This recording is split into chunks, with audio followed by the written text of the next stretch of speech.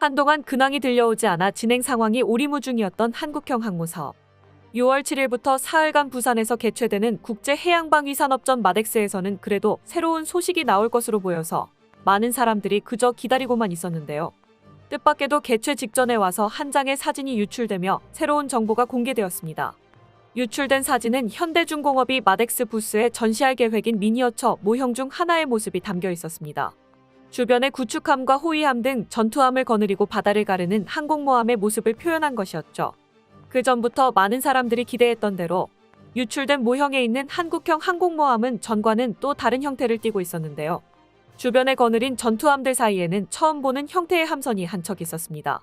자세한 내용은 마덱스 개최 후에 저절로 공개될 것이었지만 관련 소식에 굶주려 있던 사람들은 물론 언론에서도 이를 빠르게 분석하고 나섰습니다. 그 내용을 확인해 보겠습니다. 우선은 항공모함의 새로운 형상인데요. 기존의 CVX 사업을 통해 탄생하게 될 한국형 항모의 형상은 주로 2년 전 마덱스 2021에서 대우조선해양과 현대중공업이 제안한 형상 두 가지를 토대로 상상되곤 했습니다. 원래 일정대로라면 작년 가을쯤 이 두 가지 제안을 바탕으로 두 회사 중에서 사업자를 고르게 되어 있었는데요. 현 시점에 이르기까지 이는 이루어지지 않았습니다. 그런데 그럴 만한 명확한 이유가 있었습니다. 작년 하반기를 뜨겁게 불태웠던 두 가지 담론, 바로 중항모와 KF-21N이 그것입니다. 한국형 항모는 현재 해군이 그야말로 온 힘을 다해서 밀고 있는 수건 사업입니다. 항모 확보를 위해서 갖은 노력을 다 기울이고 있으며 심지어는 여론전도 마다하지 않고 있는데요.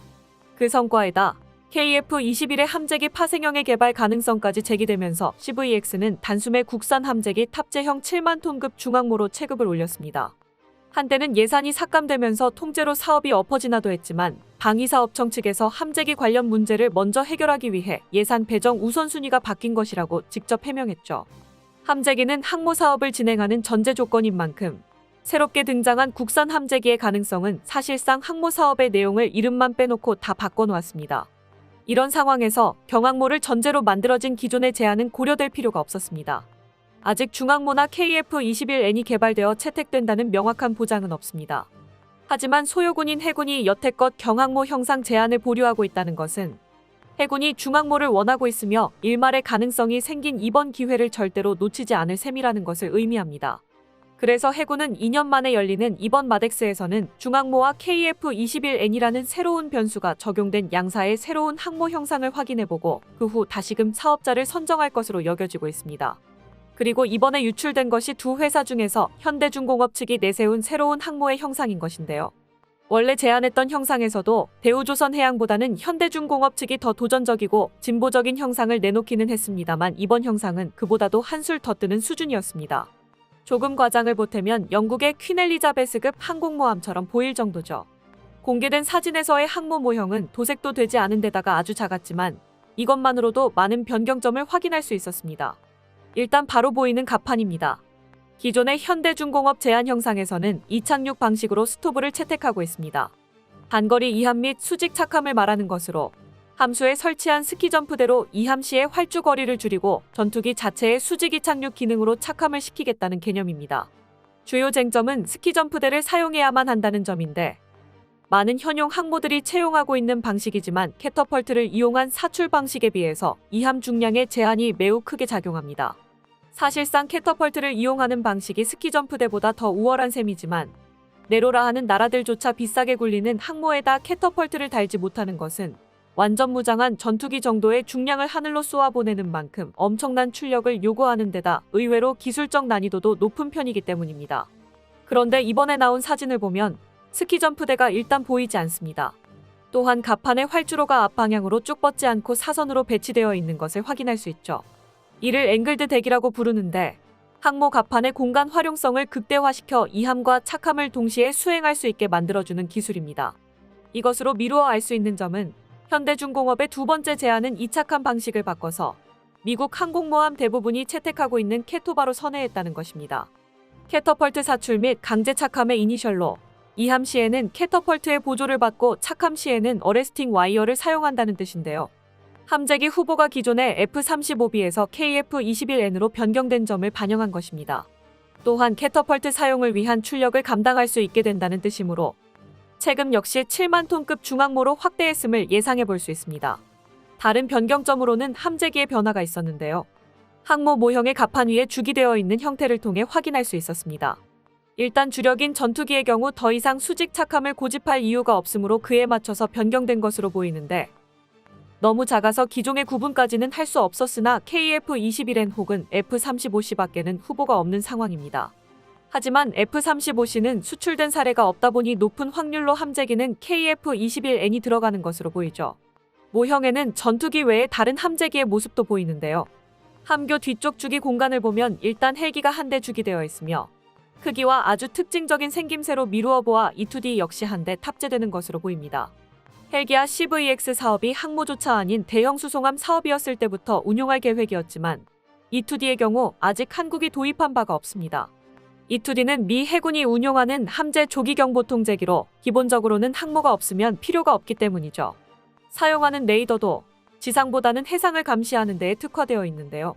파장이 긴 UHF 전파 대역을 사용하기 때문에 굴곡과 노이즈가 많은 지상을 관측할 경우에는 제대로 된 관측 결과를 얻을 수 없지만 비교적 평탄한 해상에서는 압도적인 탐지 거리를 자랑합니다. 이를 바탕으로 미 해군에서는 항공모함 전투단의 필수 요소로서 적의 탐지 거리 밖에서 적 항공기 및 수상함을 감시하거나 방공 임무 공격 임무를 지휘 통제합니다. 뿐만 아니라 데이터 링크의 주요 고리 중 하나로서 모함인 항모뿐만 아니라 동행하는 항모전단의 이지스 구축함, 호위함 등과 연동해서 전장의 상황을 대국적으로 파악하고 필요하다면 SM-6와 같은 무장의 중간 유도 역시 대신해줄 수 있습니다. 이 조기경보통제기의 유무가 전투단의 작전 능력과 전투력에 미치는 영향이 어마어마한 것입니다. 대신 E2D의 함상 운용을 위해서는 선행 조건이 하나 필요한데 그 체구를 이착륙시키기 위해서 캐토바 방식을 요구한다는 것이죠. 이 때문에 항모가 있는데도 E2D를 운용하지 못하는 국가가 많은데, 현대중공업의 새로운 제안은 앞서 본 바와 같이 캐토바 방식을 채택하는 김에 E2D도 도입해서 사용하자는 것입니다. 분명 항모의 체급이 커지고 캐터펄트 역시 사용할 수 있게 된다면 E2D가 가져다줄 전투력 상승 효과는 매우 클 것이니 이는 많은 사람들이 반가워하고 있습니다. 그 외에도 뒤쪽으로 치우쳐져 있던 함교의 위치가 가운데로 변경되면서 아까 헬기와 E2D가 주기되어 있던 공간이 새롭게 확보되었고, 엘리베이터의 위치도 두 함교 사이로 바뀌었습니다.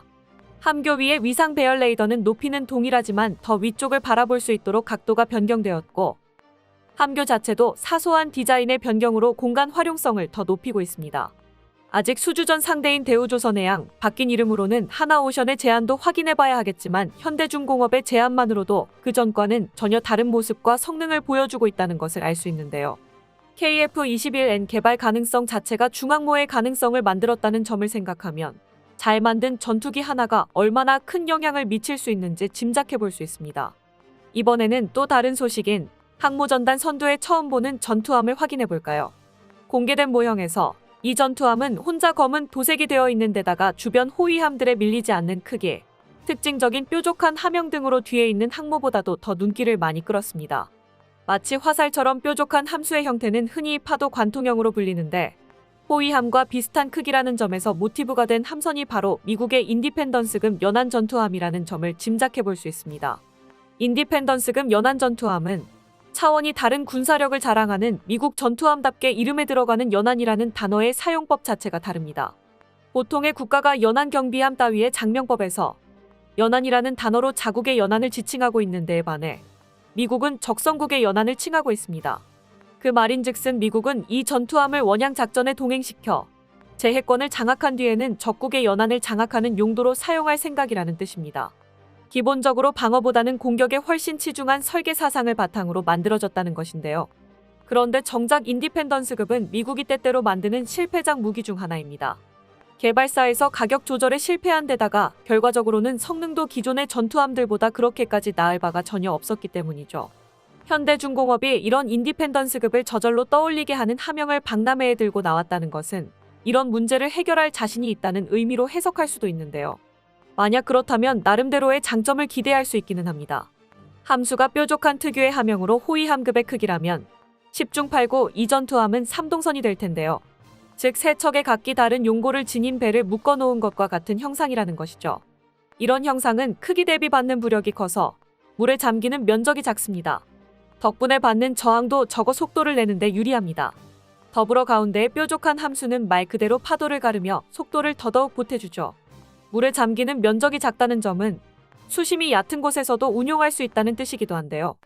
한국을 감싼 세 바다 중 서해가 동해나 남해에 비해서 유난히 수심이 얕은 편이라는 점을 생각해보면 한국 해군이 운용할 만한 이점은 충분해 보입니다. 그 외에도 특유의 모양 자체가 스텔스 설계를 적용하기 용이하다는 점이 있습니다. 일반적으로 연안작전은 해변과 가까워질수록 위험 요소가 늘어난다는 점을 생각하면 이는 다른 전투함에 비교할 수 없는 생존성을 보여줄 것입니다. 삼동선만이 갖는 또 다른 이점도 있습니다. 바로 갑판 공간이 매우 넓다는 것입니다. 이를 이용해 인디펜던스급은 헬기를 2대나 운용했었는데요. 현대중공업은 이 공간을 무인기 운용에 활용할 생각인 것으로 보입니다. 언론 보도를 통해 미리 알려진 바에 따르면 현대중공업은 이번에 처음으로 무인전력지휘통제함을 공개할 계획인데 모형에 있는 삼동선이 바로 이것이 아니냐는 예상이 나오고 있습니다. 현대중공업이 밝힌 바에 따르면 이 무인전력지휘통제함은 무인항공기, 무인수상정, 무인잠수정 등을 전부 운용할 수 있는 성능을 갖출 것으로 보이는데요. 그렇다면 인디펜던스급과는 운용면에서 조금 다른 특성을 보이는 셈이니 미국과 같은 실수를 반복하지는 않을 수도 있다는 기대가 있습니다. 이렇게 유출된 사진을 통해서 추후 한국이 갖추게 될 수도 있는 항모 전력의 일부분을 확인할 수 있었는데요.